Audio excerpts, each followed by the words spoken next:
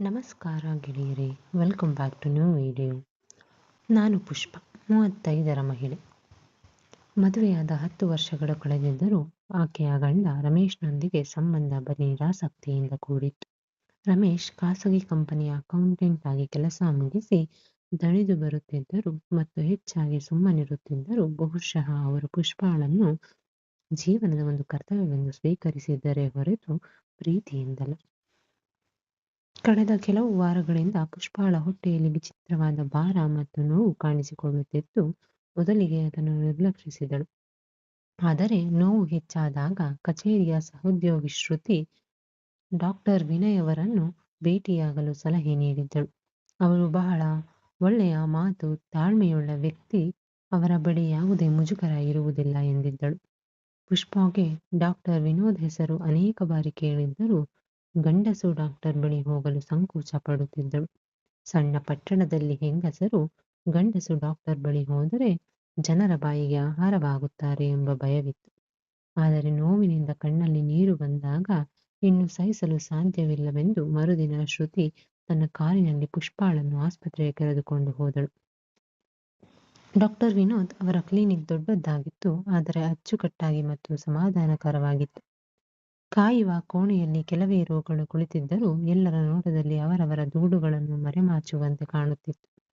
ಪುಷ್ಪಾಳ number ಬಂದಾಗ ಅವಳ ಕೈಗಳು ಬೆವೆತು ನಡುಗುತ್ತಿದ್ದವು. ಅವಳು ಬಾಗಿಲು ತೆರೆದು ಒಳ ಹೋದಾಗ ನೀಲಿ ಬಣ್ಣದ ಶರ್ಟ್ ಹಾಕಿದ ಡಾಕ್ಟರ್ ವಿನೋದ್ ಮೇಜಿನ ಬಳಿ ಕುಳಿತಿದ್ದರು. ತಲೆಗೆ ಕ್ಯಾಪ್, ಸ್ವಲ್ಪ ಗಡ್ಡ ಮತ್ತು ಮೃದುವಾದ ಕಣ್ಣುಗಳು. ವಯಸ್ಸು ಸುಮಾರು 40 ಇರಬಹುದು. ಪುಷ್ಪ ಎಂದು ಅವರು ಫೈಲ್ ನೋಡುತ್ತಾ ಕೇಳಿದರು. ಹೌದು ಎಂದು ಪುಷ್ಪ ತಡಬಡಾಯಿಸುತ್ತಾ ಹೇಳಿದಳು. ಹೆದರಬೇಡಿ, ಆರಾಮಾಗಿ ನಿಮಗೆ ಏನಾಗುತ್ತಿದೆ ಎಂದು ಹೇಳಿ ಎಂದರು. ಪುಷ್ಪ ತಲೆ ತಗ್ಗಿಸಿ ಕೆಲವು ದಿನಗಳಿಂದ ಹೊಟ್ಟೆಯಲ್ಲಿ ಭಾರ ಮತ್ತು ಸ್ವಲ್ಪ ನೋವಿದೆ ಎಂದಳು. ಅವರು ಒಂದಿಷ್ಟು ಪ್ರಶ್ನೆಗಳನ್ನು ಕೇಳಿ ನಿಮ್ಮ ಹೊಟ್ಟೆಯಲ್ಲಿ ಒಮ್ಮೆ ಪರೀಕ್ಷಿಸಬೇಕಾಗುತ್ತದೆ, ಆಗಲೇ ನಿಜವಾದ ಕಾರಣ ತಿಳಿಯಲು ಸಾಧ್ಯ ಎಂದರು. ಪುಷ್ಪ ತಕ್ಷಣ ನಡುಗುತ್ತಾ ಬೇಡ ಡಾಕ್ಟರ್, ದಯವಿಟ್ಟು ಇನ್ನದರ ಔಷಧಿ ಕೊಡು ಎಂದು ಬೇಡಿಕೊಂಡಳು. ಆಕೆಯ ಕೆನ್ನೆಗಳು ನಾಚಿಕೆಯಿಂದ ಕೆಂಪಾಗಿದ್ದವು. ಕೋಣೆಯಲ್ಲಿ ಎಸಿ ಇದ್ದರೂ ಬೆವರು ಹರಿಯುತ್ತಿತ್ತು. ನಿಮಗೆ ನಾಚಿಕೆ ಆಗುತ್ತದೆ ಎಂದು ನನಗೆ ಅರ್ಥವಾಗುತ್ತಿದೆ ಎಂದು ಅವರು ಸಮಾಧಾನವಾಗಿ ಹೇಳಿದರು. ನಿಮಗೋಸ್ಕರ ನಾನು ಮಹಿಳಾ ಸಹಾಯಕಿಯನ್ನು ಕರೆಯಲು ಸಿದ್ಧನಿದ್ದೇನೆ. ಪುಷ್ಪ ಬೇಡ, ನಾನು ಒಪ್ಪಿಕೊಳ್ಳುತ್ತೇನೆ ಎಂದಳು. ನಾನು ಒಪ್ಕೊಳ್ತಾನೆ ಎಂದಳು. ಅವರು ಸ್ವಲ್ಪ ಸಮಯ ಸುಮ್ಮನಾಗಿ ನೀವು ಪಕ್ಕದ ಕೋಣೆಗೆ ಹೋಗಿ ಅಲ್ಲಿರುವ ಬೆಡ್ ಮೇಲೆ ಮಲಗಿ, ನಾನು ಬರುತ್ತೇನೆ ಎಂದರು. ಆ ಕೋಣೆಯಲ್ಲಿ ಕೇವಲ ಒಂದು ಪರೀಕ್ಷಾ ಟೇಬಲ್ ಇತ್ತು.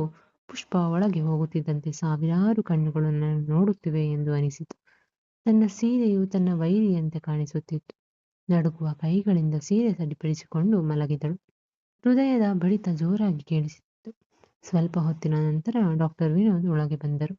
ರಿಲ್ಯಾಕ್ಸ್ ಮಾಡಿ, ಪರೀಕ್ಷೆಗೆ ಕೆಲವೇ ನಿಮಿಷಗಳು ಬೇಕಾಗುತ್ತದೆ ಎಂದು ಹೇಳಿದರು. ಪುಷ್ಪ ಕಣ್ಣು ಮುಚ್ಚಿಕೊಂಡು ಅವರ ಸ್ಪರ್ಶ ಬಹಳ ಮೃದುವಾಗಿತ್ತು ಮತ್ತು ಜಾಗರೂಕತೆಯಿಂದ ಕೂಡಿತ್ತು. ಆದರೆ ಮನಸ್ಸು ಮಾತ್ರ ನಡುಗುತ್ತಿತ್ತು. ಪರೀಕ್ಷೆ ಮುಗಿದ ನಂತರ ಪುಷ್ಪ ಸೀರೆ ಪಡಿಸಿಕೊಂಡು ಹೊರಗೆ ಬಂದಳು.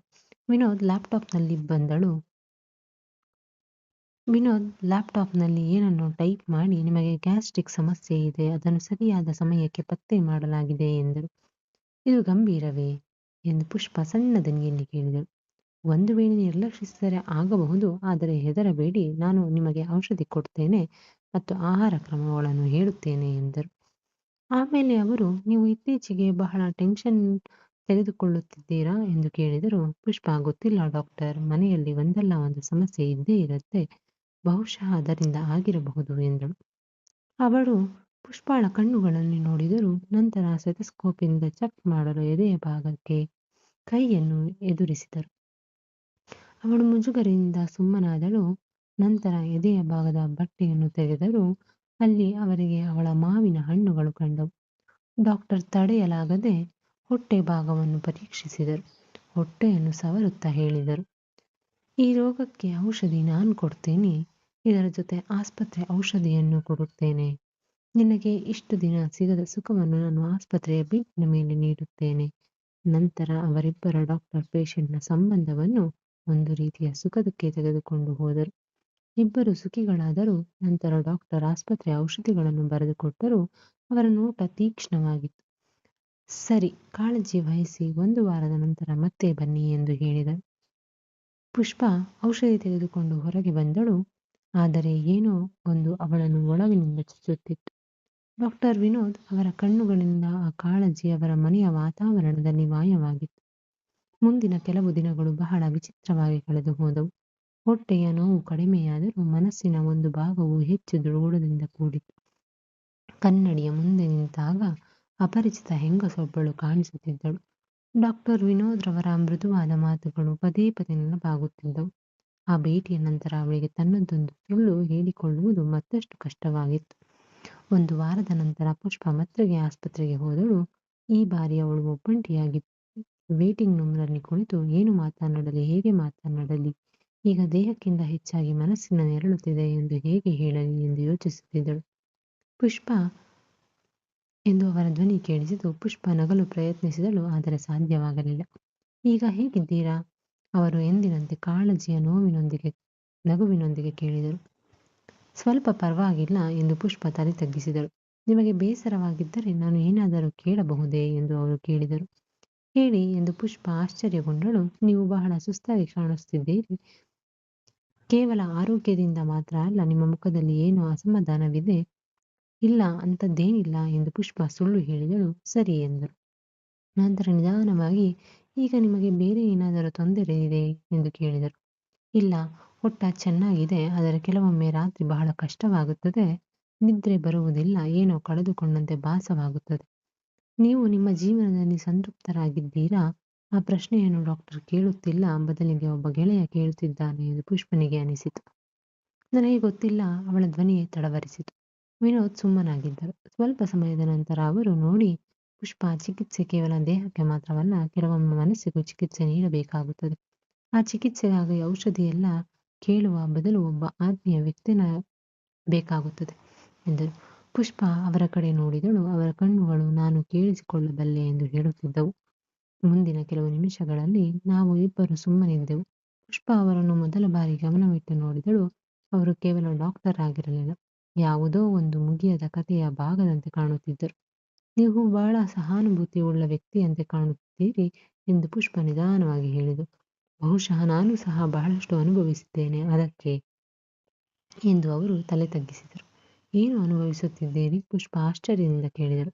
ನಾನು ನನ್ನ ಹೆಂಡತಿಯನ್ನು ಕಳೆದುಕೊಂಡಿದ್ದೇನೆ ಎಂದರು. ಅವಳು 5 ವರ್ಷಗಳ ಹಿಂದೆ ಕ್ಯಾನ್ಸರ್ನಿಂದ ತೀರಿಕೊಂಡಿದ್ದಳು. ಅಂದಿನಿಂದ ನಾನು ನನ್ನನ್ನು ಬರೀ ರೋಗಿಗಳನ್ನು ನೋಡಿಕೊಳ್ಳುವುದರಲ್ಲಿ ತೊಡಗಿಸಿಕೊಂಡಿದ್ದೇನೆ. ಬಹುಶಃ ಅದಕ್ಕೆ ನಿಮ್ಮೊಂದಿಗೆ ನಾನು ಬೇರೆ ರೀತಿಯಲ್ಲಿ ಮಾತನಾಡುತ್ತಿದ್ದೇನೆ. ಪುಷ್ಪರ್ಯ ಆಶ್ಚರ್ಯಚಕಿತಳಾದಳು. ಆ ದಿನ ಅವರು ಮೊದಲ ಬಾರಿಗೆ ಮಾತನಾಡಿದ್ದು ಡಾಕ್ಟರ್ ಮತ್ತು ರೋಗಿಯಂತೆ ಅಲ್ಲ, ಇಬ್ಬರು ಮನುಷ್ಯರಂತೆ. ಆಸ್ಪತ್ರೆಯಿಂದ ಹೊರಗೆ ಬಂದಾಗ ಪುಷ್ಪಾಳನ್ನು ದೇಹ ಹಗುರವಾಗಿತ್ತು, ಆದರೆ ಮನಸ್ಸು ಭಾರವಾಗಿತ್ತು. ಏಕೆಂದರೆ ಈಗ ನೋವಿನ ಒಂದು ಹೆಸರಿತ್ತು, ಒಂಟಿತನ. ಆ ದಿನದ ನಂತರ ಡಾಕ್ಟರ್ ವಿನೋದ್ ಅವರ ಹೆಸರು ಪುಷ್ಪಾಳ ಮನಸ್ಸಿನಲ್ಲಿ ಕೇವಲ ಡಾಕ್ಟರ್ ಎಂದು ಉಳಿಯಲಿಲ್ಲ. ಈಗ ಅವರು ಆಕೆಯ ಮನಸ್ಸಿನ ಗೊಂದಲಗಳನ್ನು ಬರುತ್ತಿದ್ದ ಮತ್ತು ಕನಸುಗಳಲ್ಲೂ ಕಾಣಿಸಿಕೊಳ್ಳುತ್ತಿದ್ದರು. ನನಗಿಕ್ಕೂ ಆ ಭಾವನೆಯನ್ನು ನಿಯಂತ್ರಿಸಲು ಸಾಧ್ಯವಾಗುತ್ತಿರಲಿಲ್ಲ. ಒಂದು ಸಂಜೆ ಪುಷ್ಪ ಆಸ್ಪತ್ರೆಯ ಹೊರಗೆ ನಿಂತಿದ್ದಳು. ಅಪಾಯಿಂಟ್ಮೆಂಟ್ ಇರಲಿಲ್ಲ, ಬರೀ ಒಂದು ನೆಪ ಬೇಕಿತ್ತು. ನರ್ಸ್ ಕೇಳಿದಾಗ ಬರೀ ರಿಪೋರ್ಟ್ ತೋರಿಸಬೇಕಿತ್ತು ಎಂದು ಸುಳ್ಳು ಹೇಳಿದಳು. ಸುಳ್ಳು ಹೇಳುವುದು ಈಗ ಅಸಹಾಯಕತೆಯಾಗಿ ಮಾರ್ಪಟ್ಟಿತ್ತು. ಪುಷ್ಪ ಅವರ ಮುಂದೆ ಕುಳಿತಾಗ ಅವರು, ನೀವು ಇದ್ದಕ್ಕಿದ್ದಂತೆ ಎಂದು ಕೇಳಿದರು. ರಿಪೋರ್ಟ್ ತೋರಿಸಬೇಕಿತ್ತು. ನಿಜ ಹೇಳಬೇಕೆಂದರೆ ಏನೂ ವಿಷಯವಿಲ್ಲ ಎಂದು ಪುಷ್ಪ ತಲೆ ತಗ್ಗಿಸಿದಳು. ಅವರು ರಿಪೋರ್ಟ್ ತೆಗೆದುಕೊಳ್ಳಲಿಲ್ಲ, ಬರೀ ಪುಷ್ಪಾಳ ಕಣ್ಣುಗಳನ್ನು ನೋಡಿದರು. ನೀವು ಚೆನ್ನಾಗಿ ಕಾಣ್ತಿಲ್ಲ. ಪುಷ್ಪ ಸುಮ್ಮನಾದಳು. ಪುಷ್ಪ, ನೀವು ಕಾಫಿ ಕುಡಿತೀರಾ ಎಂದು ಕೇಳಿದಳು. ಡಾಕ್ಟರ್ ಮತ್ತು ರೋಗಿ ನಡುವಿನ ಗೆರೆ ಈಗ ತೆಳುವಾಗಿತ್ತು.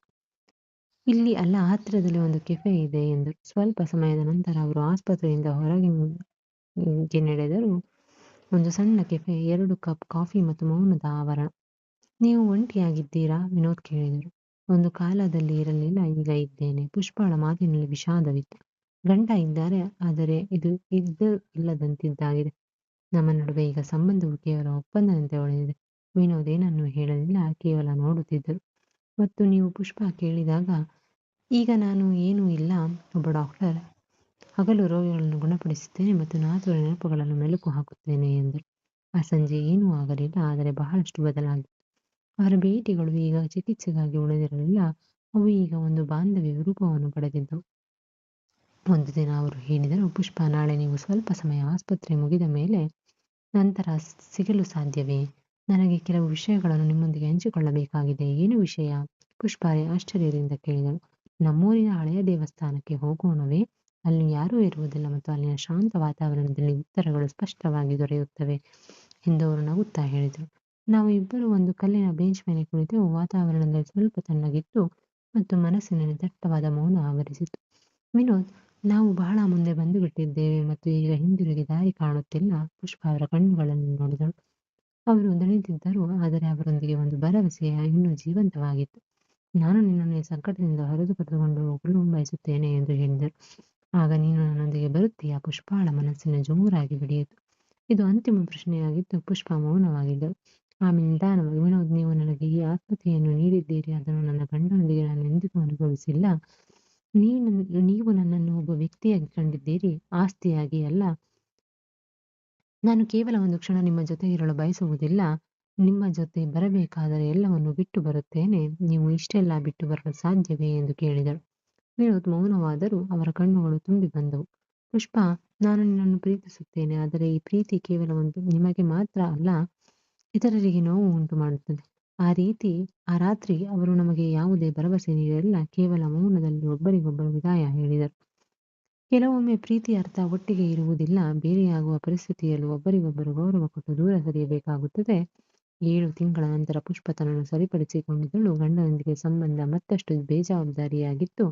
ಆದರೆ ಈಗ ಅವಳು ಒಳಗಿನಿಂದ ಸತ್ತು ಬದುಕಲಿಲ್ಲ. ಡಾಕ್ಟರ್ ವಿನೋದ್ ಈಗ ಒಂದು ದೊಡ್ಡ ನಗರದ ಆಸ್ಪತ್ರೆಯಲ್ಲಿ ಕೆಲಸ ಮಾಡುತ್ತಿದ್ದರು. ಅವರ ಹೆಸರು ಇನ್ನೂ ಜನರ ಬಾಯಲ್ಲಿತ್ತು. ಆದರೆ ಈಗ ಅವರು ಪುಷ್ಪಾಳನ್ನು ನೆನಪಿನಿಂದ ಮರೆಯಾಗಿದ್ದರು. ಕೆಲವು ಸಂಬಂಧಗಳು ಅಪೂರ್ಣವಾಗಿದ್ದರೂ ಪೂರ್ಣವಾಗುತ್ತವೆ ಮತ್ತು ಕೆಲವು ಪ್ರೀತಿ ಕೇವಲ ಒಂದು ನೆಪವಾಗಿ ಸಮಾಧಾನ ನೀಡುತ್ತವೆ. ಇಲ್ಲಿಗೆ ಈ ಕಥೆ ಮುಗಿಯುತ್ತದೆ. ಸ್ನೇಹಿತರೆ, ನಿಮಗೆ ಈ ಕಥೆ ಇಷ್ಟವಾಗಿದ್ದರೆ ಲೈಕ್ ಮಾಡುವುದನ್ನು ದಯವಿಟ್ಟು ಮರೆಯಬೇಡಿ. ಮತ್ತೆ ಇಂತಹ ಇನ್ನಷ್ಟು ಕಥೆಗಳಿಗಾಗಿ ನಮ್ಮ ಚಾನೆಲ್ ಅನ್ನು ಸಬ್ಸ್ಕ್ರೈಬ್ ಮಾಡಿಕೊಳ್ಳಿ. ಮತ್ತೆ ಸಿಗೋಣ. ಧನ್ಯವಾದಗಳು.